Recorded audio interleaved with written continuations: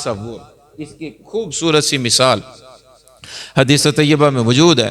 حضرت سیدنا ابو درداء رضی اللہ تعالیٰ عنہ اور حضرت عبداللہ بن رواحہ رضی اللہ تعالیٰ عنہ، یہ دونوں بڑے گہرے دوست تھے۔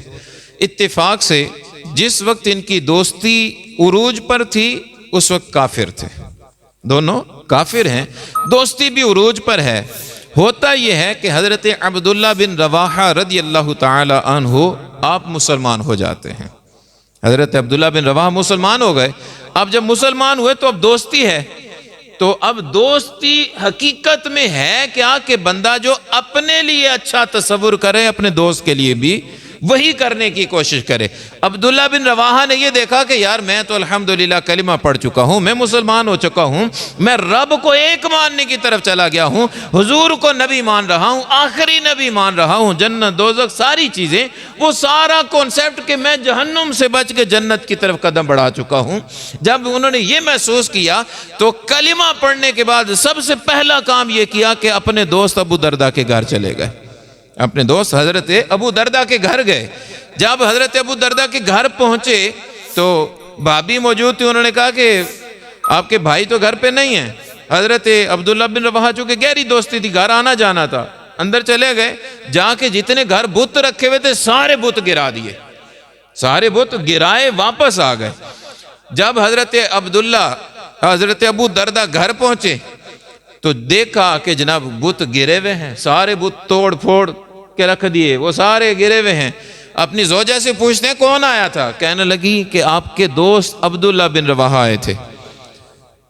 حضرت ابو درداء کہتے ہیں کہ یہ کیا ہے؟ وہ خاتون کہتی ہیں کہ آپ کا دوست ہی توڑ کے گیا۔ تو کہتے ہیں تم نے نہیں روکا؟ وہ خاتون بھی اس کا دل روشن ہو چکا تھا، کہنے لگی کہ جو بت اپنا آپ نہیں بچا سکے وہ بت آپ کو کیا بچائیں گے؟ جو بت اپنا آپ نہیں بچا سکے وہ آپ کو کیا بچائیں گے؟ بس یہ ایک جملہ تھا، یہ ٹرننگ پوائنٹ تھا۔ وہ دوست کی محبت، دوست کی بھی محنت کے بت گرا کے گیا، ایک سبب بنا۔ آپ کے دل میں ایک دم بات آئی، فوراً فرمایا کہ میرے غسل کا اہتمام کرو۔ غسل کیا، غسل کر کے سیدھے حضور کے پاس گئے، کلمہ پڑھ کر مسلمان ہو جاتے ہیں، کلمہ پڑھ کر مسلمان ہو جاتے ہیں۔ یہ ہے دوستی کا تصور، اور یہی تصور اسلام پیش کر رہا ہے کہ دوست وہ ہے کہ جو آپ کو رب کے قریب کرتا چلا جائے، دوست وہ ہے جو آپ کو رب کے قریب کرتا چلا جائے۔ آج ہمیں اپنے معاشرے میں دوستیوں کو دیکھنا ہوگا کہ ہم دوستیاں کر رہے ہیں۔ آج بدقسمتی ہے، اولاد ہماری جوان ہو جائے نا تو گھر کی بجائے اس کو باہر زیادہ وقت گزارنے کا موقع ملتا ہے، نہیں بلکہ وہ باہر وقت زیادہ گزارنے کی کوشش کرتے ہیں، گھر دل نہیں لگتا، زیادہ کوشش کریں گے، ادھر دوستوں کے ساتھ نکل گئے، ادھر نکل گئے، رات 10 12 بجے تک دوستوں کے ساتھ بیٹھے رہیں گے۔ دوستی بری نہیں، دوستی بری نہیں، یہ دیکھنا ہوگا کہ وہ دوستی ہماری اولاد کو راہ راستے ہٹا رہی ہے، ہماری اولاد کو گمراہ کر رہی ہے، ہماری اولاد کو بے راہ روی کی طرف لے جا رہی ہے۔ اگر یوں چل رہا ہے تو یہ دوستی کوئی فائدے کی بات نہیں، یہ دوستی نہیں، یہ دشمنی ہے، یہ دوستی نہیں بلکہ دشمنی۔ اور دوسری طرف اگر میرا بچہ، میری اولاد، میرا بھائی وہ دوستوں کے پاس اٹھتا بیٹھتا ہے اور اس کے بعد اس کے کردار میں نکھار آ رہا ہے، اس کی سوچ میں نکھار آ رہا ہے، وہ بہتری کی طرف جا رہا ہے، تو خوش ہونا چاہیے کہ شکر ہے یہ دوست اچھے دوست ہیں، وہ خود بھی اچھے ہیں، ہمارے بچے کو بھی بہتر کرتے چلے جا رہے ہیں، ہمارے بچے کو بھی بہتر کرتے چلے جا رہے ہیں۔ سوچنا چاہیے، دیکھنا چاہیے۔ اس دوستی کے حوالے سے اللہ رب العزت کے پیارے محبوب صلی اللہ علیہ وسلم نے آخری وقت قیامت کے قریب، جیسے ابھی بھی قیامت کی بہت ساری نشانیاں ہم دیکھتے ہیں کہ وہ ظاہر ہوتی چلی جا رہی ہیں، اس دوستی کے بارے میں حضور صلی اللہ علیہ وسلم کا ایک بڑا قیمتی سا فرمان آپ کے سامنے رکھتا ہوں۔ مسند امام احمد بن حنبل میں یہ حدیث طیبہ نقل کی گئی۔ سرکار دو عالم صلی اللہ علیہ وسلم تشریف فرمائے، صحابہ موجود ہیں، حضور صحابہ سے ارشاد فرماتے ہیں، میرے صحابہ، ایک ایسا وقت آ رہا ہے، ایک ایسا وقت آ رہا ہے کہ لوگوں کی حالت یہ ہوگی کہ وہ اعلانیہ ظاہری طور پر منہ پہ تمہارے دوست ہوں گے اور اندر سے تمہارے دشمن ہوں گے۔ حضور نے فرمایا ایسا وقت آ رہا ہے کہ لوگ تمہارے منہ پہ دوست ہوں گے لیکن وہ اندرونی طور پہ تمہارے دشمن ہوں گے۔ حضور سے صحابہ عرض کرتے ہیں یا رسول اللہ یہ کیوں ہوگا؟ کہ منہ پہ تو دوست بنے پھریں گے اور اندر سے وہ دشمن ہے، اندر سے موقع کی تلاش ہے۔ یہ کیوں ہوگا؟ حضور نے فرمایا 2 وجہ ہوں گی۔ کتنی؟ 2۔ پہلی، حضور نے فرمایا ان کو اپنے فائدے نظر آتے ہوں گے، اپنے فائدے نظر آتے ہوں گے تو فائدوں کو دیکھ کر وہ آپ کے منہ پر آپ کے دوست ہوں گے۔ کیوں؟ فائدے ہیں نا، مطلب ہے، غرض ہے، مقصد ہے، وہ پورے ہو رہے ہیں تو وہ منہ پہ آپ کے دوست ہوں گے۔ اور وہ دلی طور پر دشمن کیوں ہوں گے؟ کیونکہ وہ فائدے کے لیے ہیں۔ فائدہ پورا نہ ہوا تو کون سی دوستی، کون سی یاری، آپ کیا، آپ کون اور میں کون۔ حضور نے فرمایا دوسری بات، وہ ان کو آپ سے ہیبت ہوگی، ڈر ہوگا۔ یا تو فائدے کے لیے منہ پہ دوست بنے ہوئے ہیں، اندر سے دشمن ہے، یا یہ ہے کہ آپ سے ڈرتے ہیں، آپ کے شر سے ڈرتے ہیں، وہ آپ کی تکلیفوں سے ڈرتے ہیں۔ منہ پہ دوست ہوں گے، اندر کھاتے وہ آپ کے کوئی سگے نہیں ہیں، اندر کھاتے کوئی سگے نہیں ہیں۔ آج اپنے معاشرے پر ہم نظر دوڑائیں نا، تو اپنے معاشرے پر جب نظر دوڑاتے ہیں تو ایسا لگتا ہے کہ ہمارے کیفیت کچھ اس طرح بنتی جا رہی ہے کہ منہ پہ بندے کچھ ہیں، اندرون خانہ بندے کچھ ہوتے ہیں۔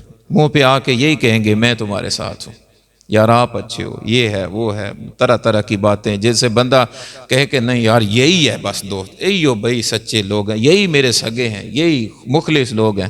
لیکن جب وقت آئے تو وہ ہمارے پیچھے کھڑے نظر نہیں آتے۔ یہ دنیا ہے، جب ہم آخرت میں اللہ کی بارگاہ میں اللہ کے حضور جا کے کھڑے ہوں گے، وہاں پر بھی تو دوستی ہوگی۔ یہ جہاں جو چیزیں ہیں ان کا حساب وہاں دینا ہے، وہاں جا کے حساب دینا ہے۔ تو یہ جو دوستیاں ہیں ادھر جائیں گے تو پھر کیا ہوگا؟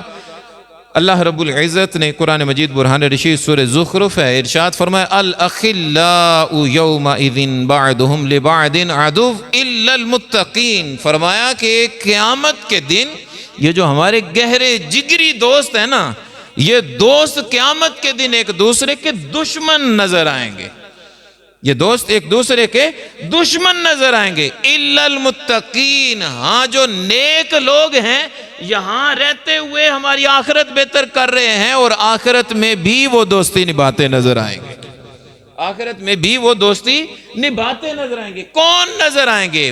نیک لوگ دوستی نبھاتے نظر آئیں گے۔ کوشش کرنی چاہیے دوستیوں کو تھوڑا سا ریوائز کریں، دیکھیں، اور اپنے دوستوں کی لسٹ میں وہ افراد شامل ضرور کریں کہ جو نیک ہوں، ان کو دیکھیں تو ہمیں خدا یاد آ جائے، ہم بھلائی کی طرف ذرا بھٹکنے کی طرف جائیں، وہ ہاتھ پکڑ کے پھر سیدھے رستے کی طرف ہمیں لے کر آتے چلے جائیں۔ کہیں ایسا نہ ہو، کہیں ایسا نہ ہو کہ جو اللہ تبارک و تعالیٰ نے قرآن مجید برہان رشید میں ارشاد فرمایا کہ بہت سارے لوگ جب قیامت کا وقت ہوگا، قیامت قائم ہوگی، تو اللہ تبارک و تعالیٰ نے سورہ فرقان آیہ نمبر 28 میں ارشاد فرمایا کچھ لوگ کہیں گے یا ویلتا، ہائے افسوس، لیتنی اتخذ فلانا خلیلا، کاش میں نے فلاں بندے کو دوست نہ بنایا ہوتا، کاش میں نے فلاں بندے کو دوست نہ بنایا ہوتا۔ ذرا سوچنے کی بات ہے، دیکھنے کی بات ہے، ٹھنڈے دل و دماغ سے غور کرنے کی بات ہے